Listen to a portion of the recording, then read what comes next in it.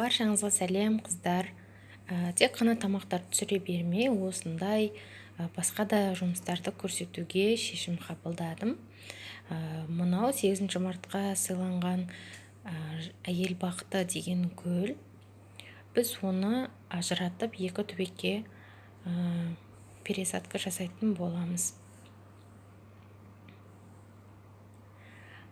Ол үшін бізге осындай арнайы дайындалған қапта болатын базарларда сатылады. Осындай арнайы өзінің топырағын алып келеміз, жақсылап мөлшермен. Менде 2,8 литр түбектің размері, ал біздегі топырақ 5 литрға жететіндей.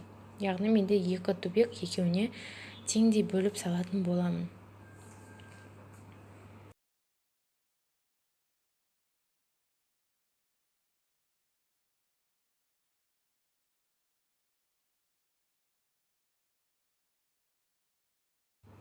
Арасында кішкене түйіршіктеліп қалған топырақтар бар екен, соларды кішкене майдалап, үгітіп, сосын салып жатырмын.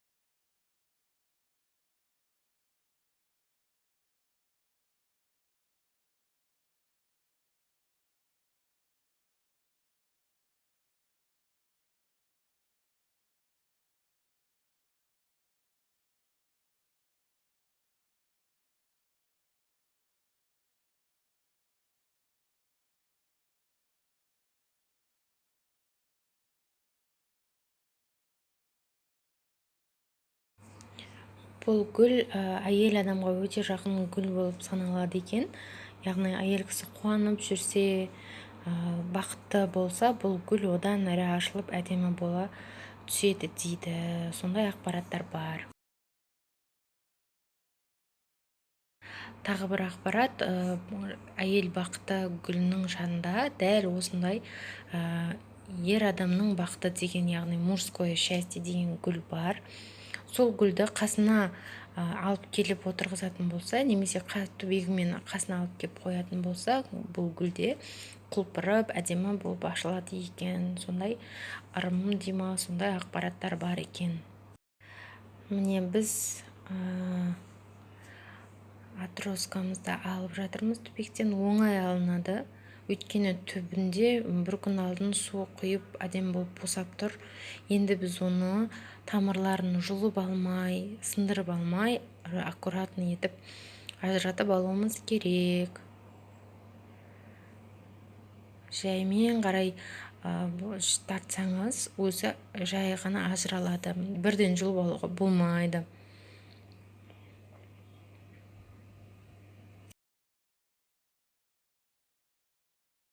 Негізі 3 түбекке отырғызуға да болатын еді. Өйткені бұл жерде 3 түп бар еді. Ал мен тек екеуге ғана отырғыза қойдым. Міне көрдіңіздер, тамырлары әдемі болып, сынған жоқ, әдемі болып тұр. Енді біз түбін жақсылап шұқыр етіп ашып аламыз. Сол жерге мына гүлімізді отырғызамыз.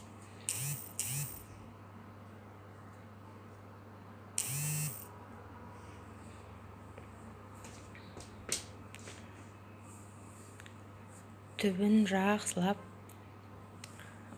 не қыламыз, қатырамыз, яғни босап кетпеу үшін. Қазір су құйылған кезде жан жағына құлап қалмас үшін жақсылап қатырап отырғызып аламыз. Бұл гүлді біз жолдасым екеуміз бірге отырғыздық.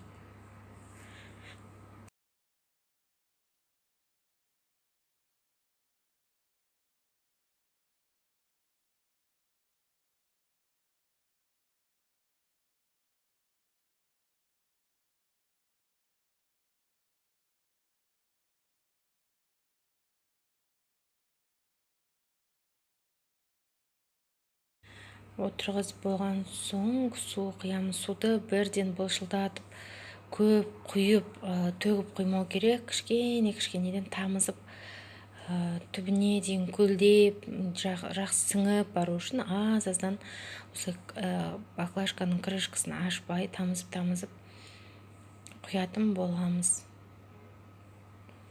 Бұл гүл суды өте жақсы көреді және салқын ауаны жақсы көреді. Ыстық жерде тез құрғап, солып қалуы мүмкін.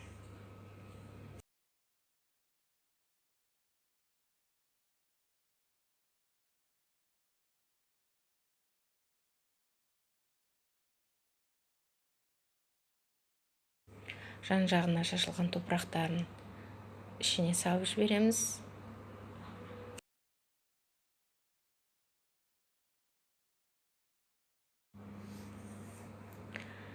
Барлығын осылай жинап, теріп, топырақтарын салып,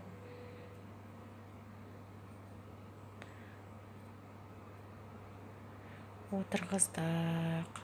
Мінекей біздің гүлдеріміз дайын болды, отырғызып алдық әдемілеп.